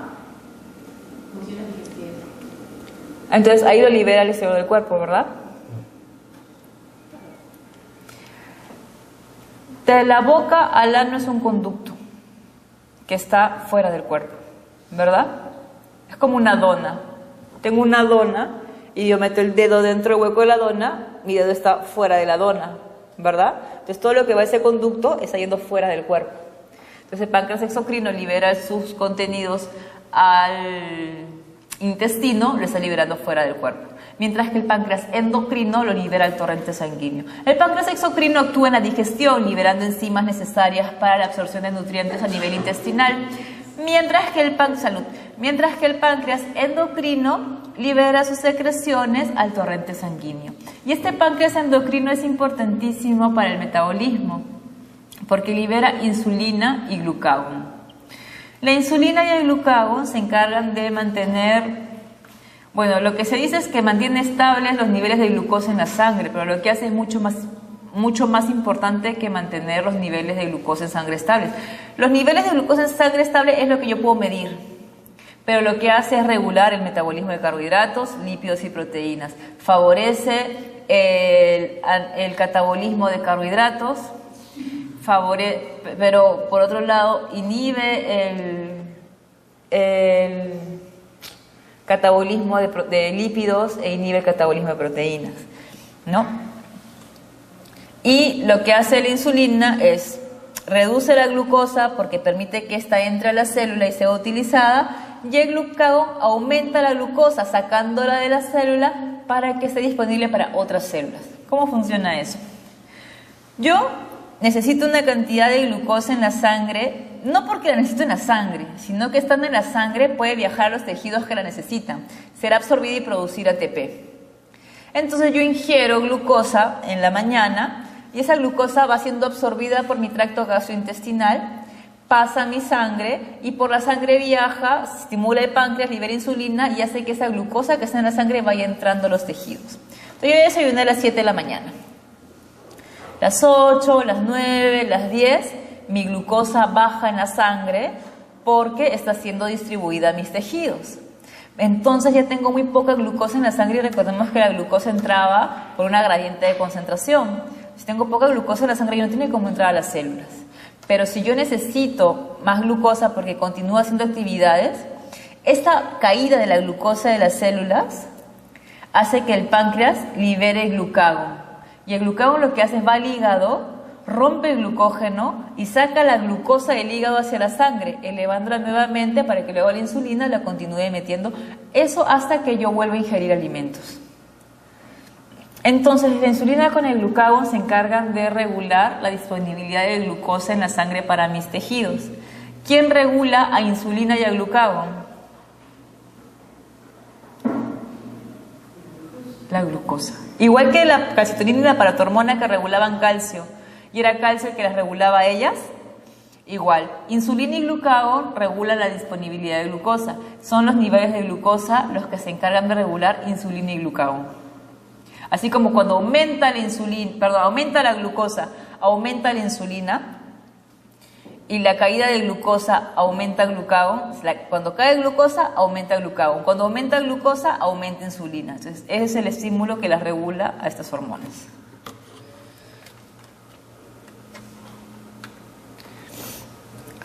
Si seguimos con las glándulas, tenemos testículos y ovarios. Vamos a hablar testículos y ovarios. Los testículos y los ovarios, si bien anatómicamente son muy diferentes, funcionalmente tienen algunas semejanzas. Ambos producen gametos y ambos tienen células somáticas con función hormonal. El testículo y el ovario provienen de un mismo órgano bipotencial, que durante el desarrollo embrionario se diferencia a testículo o a ovario. En ambos casos está formado por células germinales y por células somáticas endocrinas. Las células somáticas endocrinas son las responsables de la producción hormonal. La LH y la FSH actúan sobre estas células somáticas. En el caso del testículo, la LH actúa sobre las células de Leydig para producir testosterona. Y la FSH actúa sobre las células de Sertoli para producir todo lo que necesitan mis células germinales para formar espermatozoides. En el ovario, la LH actúa sobre las células de la teca, también para producir testosterona. Y la FSH actúa sobre las células de Sertoli para activar la aromatasa. Y la aromatasa convierte testo en estradiol. Entonces, en testículo y en ovario, la LH produce testosterona. En el testículo, en las células de Leydig, y en el ovario, en las células de la teca. La diferencia entre el testículo y el ovario es la actividad de aromatasa. Ambas tienen actividad de aromatasa, pero el testículo tiene poca actividad de aromatasa. Quiere decir que se produce testo y un poco se convierte en estradiol. El ovario tiene mucha actividad de aromatasa. Se produce testo y la mayor parte se convierte en estradiol. De tal manera que al final el testículo produce más testosterona que estradiol y el ovario produce más estradiol que testosterona. ¿De qué depende? De la actividad de aromatasa. Pero igual, actúan LH y FSH actúan de igual forma en testículo y en ovario para producir las hormonas esteroideas. Estas hormonas esteroideas, vamos a decir salud, testosterona y estradiol, ambas tienen un rol endocrino y un rol paracrino, y en el caso del ovario, un rol yuxtacrino también. La finalidad es reproducirse, ¿verdad? Entonces, forman los gametos, preparan al cuerpo para la fecundación, para la implantación, para el desarrollo embrionario, pero además, en la reproducción sexual, los gametos están en dos cuerpos diferentes, en dos individuos diferentes. Para que esos gametos se encuentren, no basta que estén formados, no basta que haya las estructuras que permitan que se encuentren, sino que se requiere de la conducta sexual que propicie el coito. Entonces, tiene que haber una atracción sexual, una interacción sexual y finalmente el coito. Entonces, las hormonas sexuales también propician esta conducta sexual reproductiva. Por un lado. Por otro lado, sabemos que hay muchas otras funciones que a veces no las relacionamos directamente con la reproducción, pero que están asociadas a las hormonas sexuales. Dije al principio que la idea era sobrevivir y sobrevivir para reproducirse. No hay otra. Entonces, en el hombre de vida moderna, muchas de las funciones que yo tengo con esa finalidad no las entiendo. No tienen mucha lógica. Estas funciones están diseñadas para el ser de vida libre, como cualquier animal. Entonces, cuando pensamos en estas funciones, es más fácil entenderlas si pensamos en el hombre de las cavernas. ¿Cómo era la vida del hombre de las cavernas? Como en cualquier especie de mamíferos de fecundación y desarrollo embrionario interno, los placentados, de un desarrollo embrionario interno, La hembra gestante es un ser altamente vulnerable, ¿verdad? Porque está gestando, tiene un gasto metabólico mayor y es muy vulnerable al ataque de depredadores. Le va a costar mucho más conseguir la comida porque somos omnívoros. Entonces, habían roles de género también. El macho tenía que salir a cazar, porque la hembra o estaba gestando o estaba cuidando las crías. Entonces la hembra no podía salir a cazar. Entonces se desarrollan una serie de características biológicas que permite que cada género se desarrolle de una forma exitosa dentro de su rol para asegurar la preservación de la especie. No solamente la reproducción, sino el éxito de las crías hasta su independencia. Entonces, los andrógenos favorecen el desarrollo de masa muscular, favorecen la agresividad, la fuerza, atrofian las cuerdas vocales, que eso hace que tengan esa voz más grave, favorece el aumento del vello corporal. Todas estas cosas, ¿por qué? ¿Con qué finalidad? El macho tenía que cazar, entonces tenía que ser fuerte, tenía que ser agresivo, tenía que tener esas cualidades. Tenía que ser sigiloso, entonces una voz grave para comunicarse con otros machos en la cacería iba a espantar a las presas. Entonces todas las características sexuales secundarias están asociadas a esas funciones. La hembra, por otro lado, los estrógenos favorecen la acumulación de grasa en la periferia, caderas, muslos, brazos. Esa grasa tiende a ser buena, tiene un efecto protector. Protector en el metabolismo de los lípidos, cardioprotector, no desarrolla tanta masa muscular porque no la requiere. Su tono de voz es agudo, ¿por qué? Para que cuando grite el macho le escuche, para que le escuchen las crías. Por eso la voz de las crías también es aguda, para poder hacer el llamado en caso de peligro. Tenían mejores estrategias comunicativas, tienen mayor empatía porque tenían que interpretar el llanto del bebé, la cara del bebé que no hablaba, que no se podía comunicar. Entonces, todas estas características sexuales secundarias asociadas a las hormonas sexuales tienen una explicación biológica, ¿no? Tienen una finalidad, por eso son las diferencias. Y al fin y al cabo todo tiene valga la redundancia, como finalidad asegurar la supervivencia de la especie. Entonces, esas hormonas sexuales no solamente están relacionadas directamente con la función reproductiva de fecundación y desarrollo embrionario y lactancia, etcétera, sino también con el éxito de las crías hasta su independencia. Entonces, por eso es que son diferentes las funciones en machos y hembras. Luego, habíamos mencionado también que teníamos otros órganos que no eran el hipotálamo y no eran glándulas, pero que también producían hormonas. Y como son tan variados y tan diferentes entre ellos, no entran en ninguna clasificación, entonces quedan como el grupo excluido, ¿no? Que no son glándulas y no son neuronas, entonces son todos los demás. Tenemos, por ejemplo, el corazón. El corazón produce el péptido atrial natriurético, que es un péptido producido por el atrio que regula la diuresis de sodio, importante para el mantenimiento de la presión arterial. El pulmón, que secreta endorfinas y óxido nítrico. El óxido nítrico es el vasoconstrictor por excelencia. Riñón, que secreta eritropoyetina, importantísima para la producción de glóbulos rojos.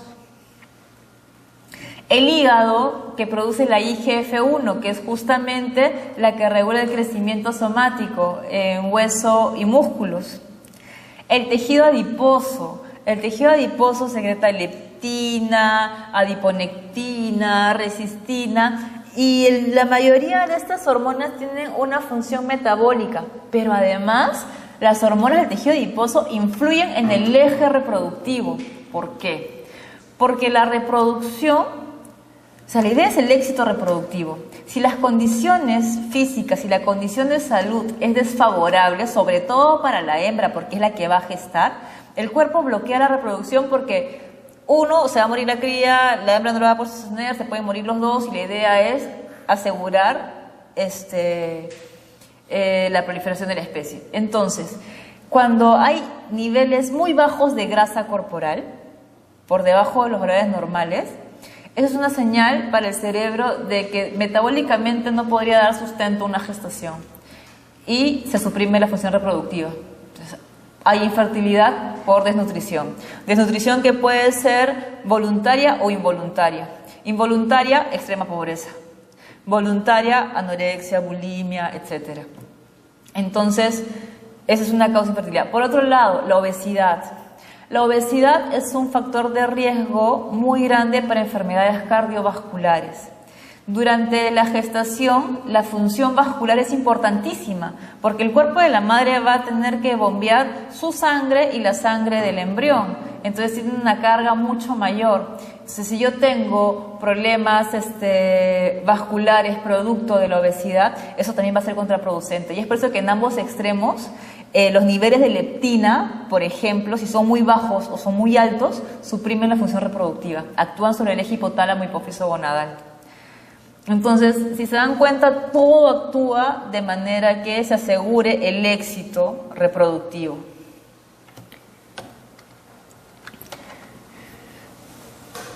Bueno, el corazón, como les dije, produce el péptido atrial natriurético, que se encarga de justamente la diuresis de sodio.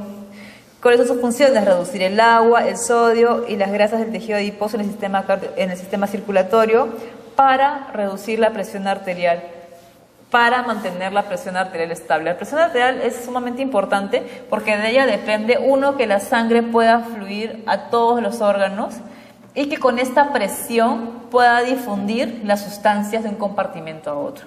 Un aumento de presión puede hacer que los vasos más pequeños se rompan o se obstruyan y haya una embolia o un derrame, un infarto. Y una presión muy baja va a hacer que la sangre no pueda llegar a todos los lugares y que no tenga suficiente fuerza para permitir esta difusión de compuestos. Entonces, también es contraproducente. Entonces, hay una serie de mecanismos que se encargan de mantener el equilibrio. El pulmón puede liberar sustancias endógenas como el factor de von Willebrand, los plasminógenos, eicosanoides e histamina, hormonas vasoactivas, una serie de sustancias que tienen efectos que actúan como hormonas. El riñón produce renina, calcitriol, eritropoyetina, trombopoyetina, cloto, un montón de hormonas que actúan en diferentes órganos. Antes se pensaba que solamente el riñón era responsable de la producción de la orina, así como el pulmón era solamente responsable del intercambio gaseoso, pero podemos ver que las funciones son mucho más variadas. El hígado, como les dije, por acción de la hormona de crecimiento, produce y secreta el factor de crecimiento similar a la insulina de tipo 1, que es justamente el responsable del crecimiento somático.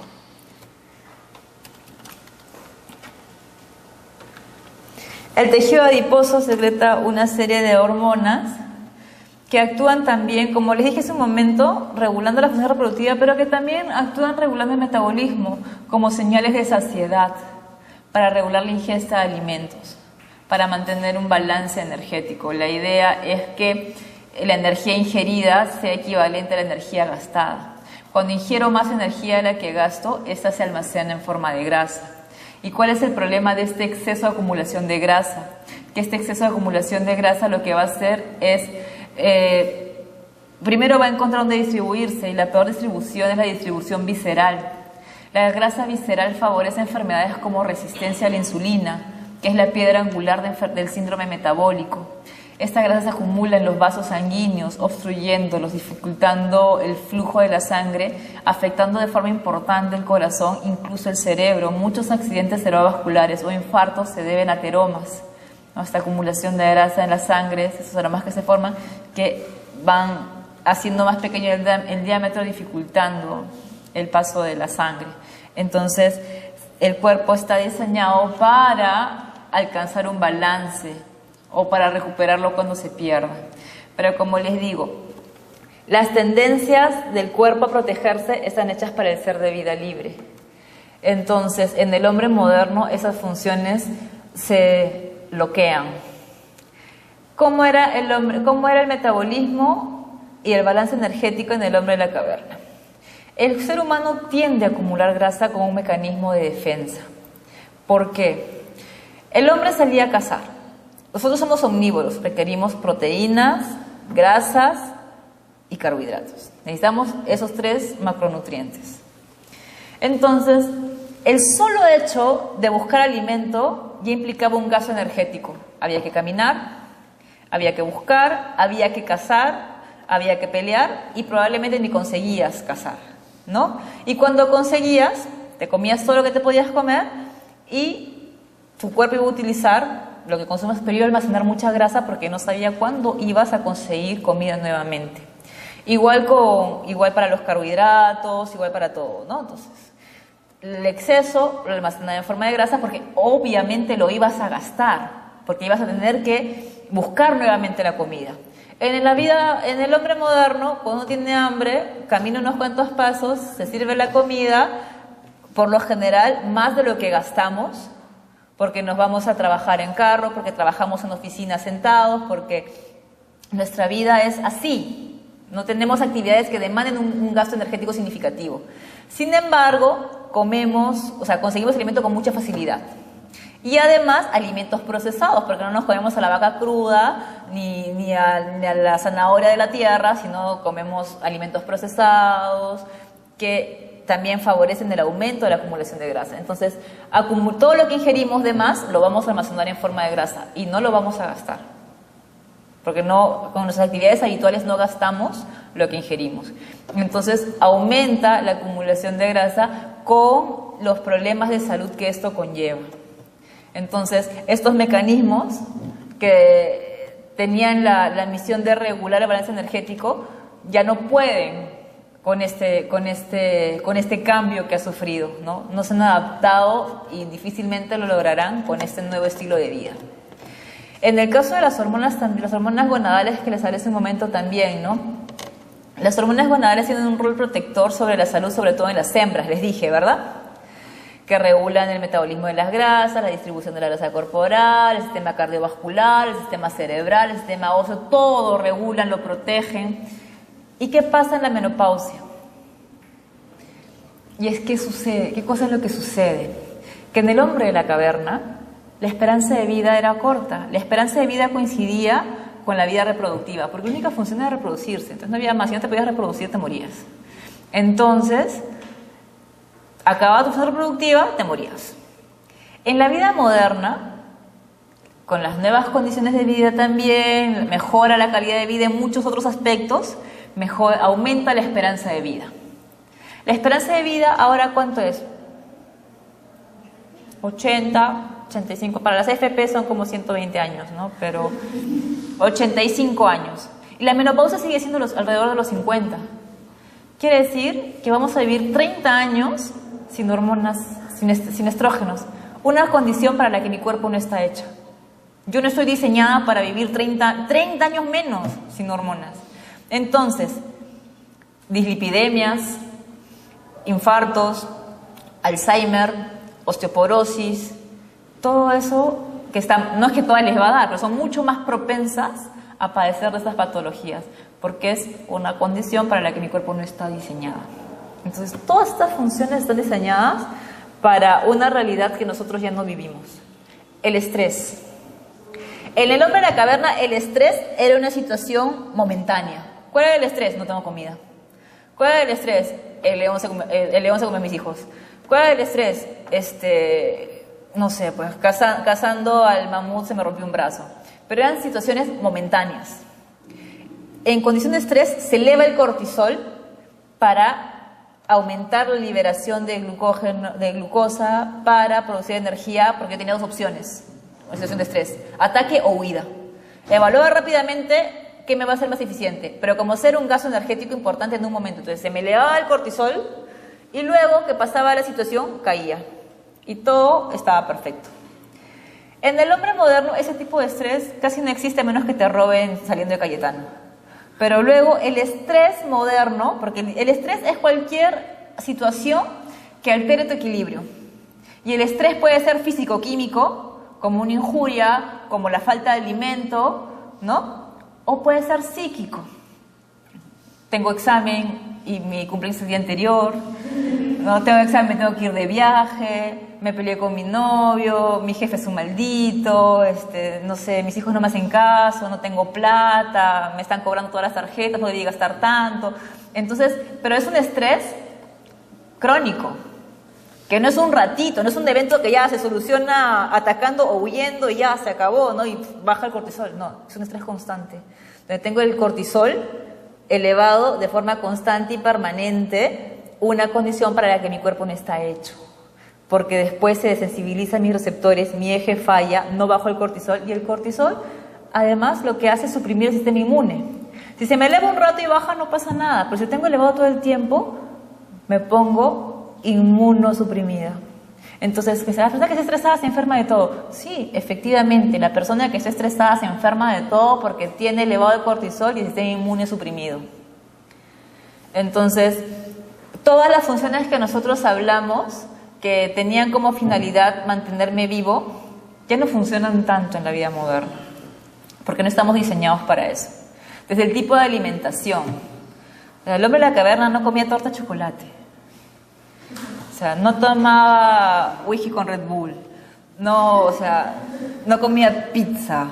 O sea, son cosas que no hacía. No estaba sentado todo el día. Obligados, la mayoría de nosotros trabajamos sentados. Yo no estoy parada, pero la mayoría de nosotros trabajamos sentados todo el día.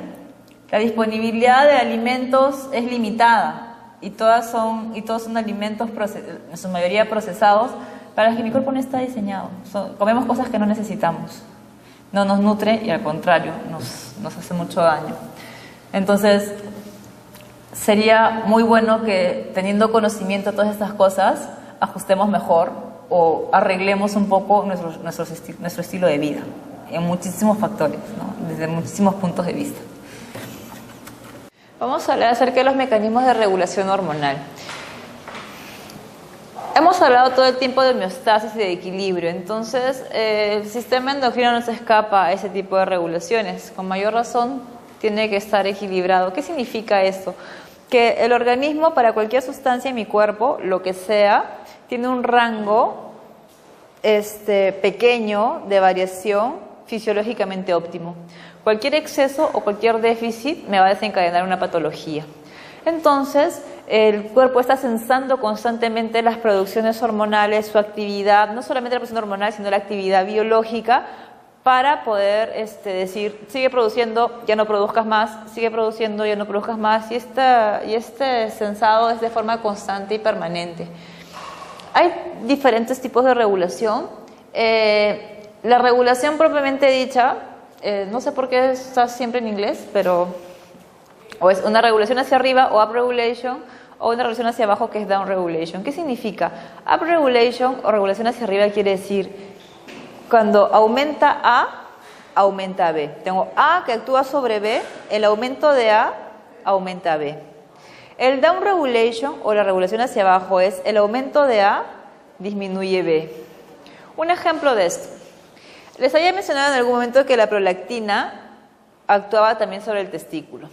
La prolactina potencia la acción de la LH sobre la producción de testosterona. De tal manera que conforme aumenta prolactina, aumenta testosterona. Up regulation, ¿correcto? Pero cuando la prolactina se eleva por niveles suprafisiológicos, cuando pasa el punto máximo que puede tener la prolactina, el efecto se invierte. Entonces ya no hace un up regulation, sino un down regulation. Entonces, cuando aumenta la prolactina, aumenta testo. Pero si prolactina continúa aumentando por encima de sus valores fisiológicamente óptimos, ya no aumenta testo, sino que testo cae. Aumenta prolactina, disminuye testo. Eso se llama down regulation. Entonces, eso lo podemos encontrar en diferentes sistemas. Y eso se debe básicamente a la concentración de receptores, porque hay una saturación, ¿no? Hay una sensibilización o desensibilización de receptores. En el up regulation, cuando aumenta el estímulo, esto hace que aumente la concentración de receptores en la célula blanco y por ende aumenta la intensidad de la respuesta. Por otro lado, en el down regulation, cuando hay un aumento del estímulo, se saturan los receptores y hay una internalización de receptores, lo que hace que haya menos interacción y se atenúe la respuesta, disminuye la respuesta. Entonces el up regulation y el down regulation dependen básicamente del estímulo que genera la hormona sobre la concentración de receptores. El up regulation aumenta la concentración de receptores, el down regulation lo disminuye. Luego tenemos otro mecanismo de regulación que es el sistema de retroalimentación. En el sistema de retroalimentación tenemos a los ejes. ¿Qué mecanismos están regulados por la retroalimentación? El eje hipotálamo-hipófiso gonadal, el eje hipotálamo-hipófiso suprarrenal y el eje hipotálamo-hipófiso tiroideo. Vale mencionar que en el hipotálamo-hipófiso suprarrenal solamente la corteza, no la médula, y que en el hipotálamo-hipófiso tiroideo solamente las células foliculares, más no las células parafoliculares. Y esta retroalimentación puede ser positiva o negativa. ¿Qué quiere decir esto? La regulación era el efecto de A sobre B, ¿verdad? La retroalimentación es la respuesta de B hacia A. A estimuló a B. La variación de B va a ejercer un efecto sobre A. Eso es retroalimentación. Si el aumento de B me disminuye A para autorregularse, es una retroalimentación negativa. Si el aumento de B me aumenta A, es una retroalimentación positiva. Todos estos ejes que les he mencionado se autorregulan por retroalimentación negativa. ¿Cuándo sucede la retroalimentación positiva? En el ciclo ovárico, previo a la ovulación, solamente en este momento hay una retroalimentación positiva justamente para que se active, para que se dé el pico de LH y pueda haber ovulación. Solamente en ese momento hay retroalimentación positiva, de ahí siempre hay retroalimentación negativa. Entonces, la regulación es el efecto de A sobre B. Y la retroalimentación será la respuesta que tiene B sobre A. Y puede ser positiva o negativa. Si el aumento de B inhibe A, es negativa. Si el aumento de B estimula A, será positiva. Entonces, los mecanismos de regulación, como les dije, tenemos al eje hipotálamo-hipófiso órgano blanco. Tenemos a los controles antagónicos, factores estimulatorios versus factores inhibitorios, y la regulación por metabolitos. Ustedes ya deben recordar que les he mencionado alguno de esos en más de una ocasión. Les vamos a ver cada uno de ellos. Eje hipotálamo-hipófiso órgano blanco. Tenemos al eje hipotálamo-hipófiso tiroideo. Hipotálamo secreta TRH, la hipófisis TSH, y tiroideo habíamos dicho que únicamente en las células foliculares. Este eje actúa solamente en la secreción de T3 y T4. Y son la T3 y T4 circulando en sangre que pueden viajar hacia la hipófisis y pueden atravesar la barrera hematoencefálica y llegar al hipotálamo. De tal manera que si yo tengo muchas hormonas tiroideas por encima de mis valores fisiológicamente óptimos, le dicen a la hipófisis, le dicen al hipotálamo, hay muchas hormonas tiroideas. Ya no produzcas más TRH, ya no produzcas más TSH. Si yo no produzco TRH y yo no produzco TSH, dejo de producir hormonas tiroideas y voy a gastar las que tengo circulando en la sangre. Conforme las voy gastando, va disminuyendo mi concentración en sangre y como va disminuyendo, los receptores de TRH en hipotálamo y en hipófisis se van desaturando. Entonces se van enterando, se está acabando. Entonces otra vez se activan y otra vez TRH, TSH, hormonas tiroideas, hace que va aumentando. Y cuando otra vez aumenta mucho, deja de producir para que se vaya gastando y se va gastando y así sucesivamente. Todo el tiempo se está censando, autorregulándose por retroalimentación negativa. De esta manera. Luego tenemos al eje hipotálamo hipófiso suprarrenal, igual solamente en la corteza, no en la médula. No en la adrenalina y no la adrenalina, sino en la corteza. Igual, CRH hipotalámica estimula ACTH hipofisiaria, que hace que se libere cortisol, aldosterona, etc. Estas viajan por el torrente sanguíneo y le informan a la hipófisis y al hipotálamo de sus niveles. Si hay mucho, lo inhiben. Si hay poco, se estimula. Y de esa manera se mantiene el equilibrio. ¿Sí? ¿Por qué? Porque también hay receptores para estas hormonas en hipotálamo y en hipófisis. Si se saturan los receptores, quiere decir que hay mucho, dejan de producir. Si se desaturan los receptores, quiere decir que hay poco, vuelven a producir.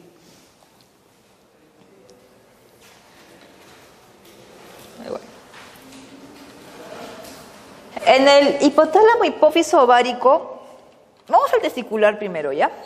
En el testicular, GnRH libera LH, FSH, que hace que el testículo libere testosterona y FSH. Ambas por retroalimentación negativa van a regularse a nivel de de hipófisis, y solo la testo a nivel de hipotálamo. Si bien el mecanismo o los componentes de esta vía son iguales para testículo y para ovario, no son idénticos. Vemos acá en el hipotálamo que tenemos para el eje ovárico 4 regiones teñidas. Para el testículo tengo 2. ¿Cuál es la diferencia entre entre la función reproductiva entre machos y hembras? Hembras es cíclico. En machos es continuo. Desde que empieza no para nunca hasta que se muere. De la misma manera, de forma tónica. En machos solamente funciona el centro tónico productor de GnRH. En cambio en hembras es cíclico. Entonces hay una producción tónica basal, pero hay una responsable de los picos de FSH y de LH. Es por eso que acá en las hembras hay esta retroalimentación positiva antes de la ovulación, cosa que no ocurre en el macho. Pero después de ese punto particular, el estradiol por retroalimentación negativa lo que va a hacer es regular GnRH y LH y FSH. Y en el caso del testículo, la testosterona lo hará. Entonces son los mecanismos por retroalimentación. Luego tenemos los factores estimulantes. ¿Te perdiste en algo? Sí, ¿cuándo es la positiva? Antes de la ovulación. Solo antes de la ovulación hay retroalimentación positiva. Y de ahí el resto del ciclo hay retroalimentación negativa. Igual, la próxima clase que me toca con ustedes es de fisiología reproductiva. Entonces ahí vamos a hablar con detalle de cada uno de estos ejes. Luego tenemos factores estimulantes versus factores inhibitorios. Tenemos, por ejemplo, los factores liberadores de prolactina y tenemos a los factores inhibitores de prolactina, principalmente la dopamina. La dopamina es el principal inhibidor de prolactina. Igual con la hormona de crecimiento tenemos a la GHRH que la estimula y tenemos a la somatostatina que la inhibe. ¿Sí? Entonces ahí no hay mucha ciencia. Tengo un factor que estimula su secreción y otro factor que lo inhibe.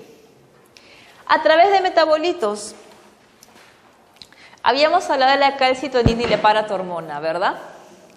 La calcitonina es producida por las células parafoliculares y la paratormona es producida por las células paratiroides.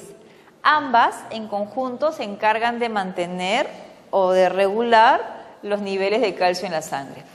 El calcio en el cuerpo, el 98% del calcio en mi cuerpo está almacenado en el hueso.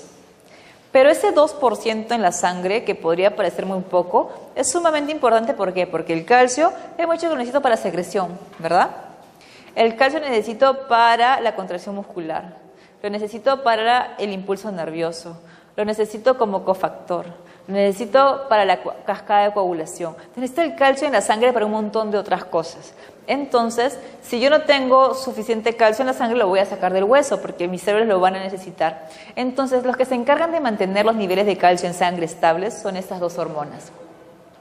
Si los niveles de calcio están por debajo de lo normal, si tengo poco calcio en la sangre, se estimula a la paratormona. Y la paratormona lo que hace es favorecer, tanto calcitonina como paratormona favorecen la absorción de calcio intestinal. Los dos lo quieren dentro del cuerpo.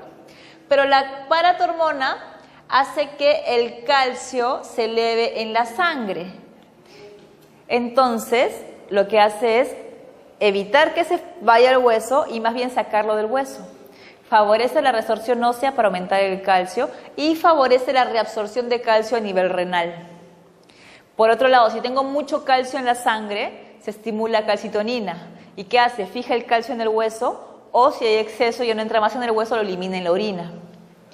Entonces, la paratormona aumenta el calcio en la sangre y la calcitonina baja el calcio en la sangre. ¿Cómo aumenta la paratormona el calcio en la sangre? Lo saca del hueso, favorece la resorción ósea, inhibe la formación de hueso nuevo y favorece la reabsorción de calcio a nivel renal. ¿Cómo actúa la calcitonina? Si yo tengo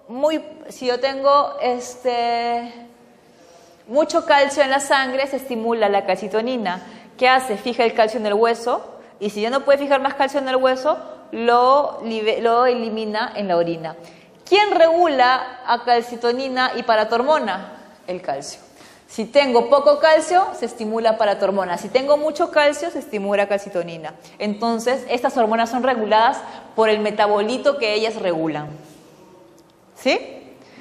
No está regulada por ningún eje, no hay agentes antagónicos. ¿Quién las va a regular? El mismo metabolito que ellas regulan, las regula a ellas. Similar a insulina. Que justo es este que les voy a hablar aquí. Insulina y glucagón es igual. La insulina disminuye los niveles de glucosa en la sangre porque hace que entre a las células para que pueda funcionar. Lo que hace el glucagón es saca la glucosa del hígado para aumentar la concentración de glucosa en la sangre para que esté disponible para los hijos, como les expliqué hace un momento. Entonces acá es igual. La insulina disminuye los niveles de glucosa en la sangre y el glucagón los aumenta. ¿Quién regula insulina y glucagón? Los mismos niveles de glucosa. El metabolito que ellas regulan, la regula ellas. Si hay mucha glucosa, se aumenta insulina. Si hay poca glucosa, aumenta glucagón. Ella es la glucosa la que las regula. Y creo que con eso era todo.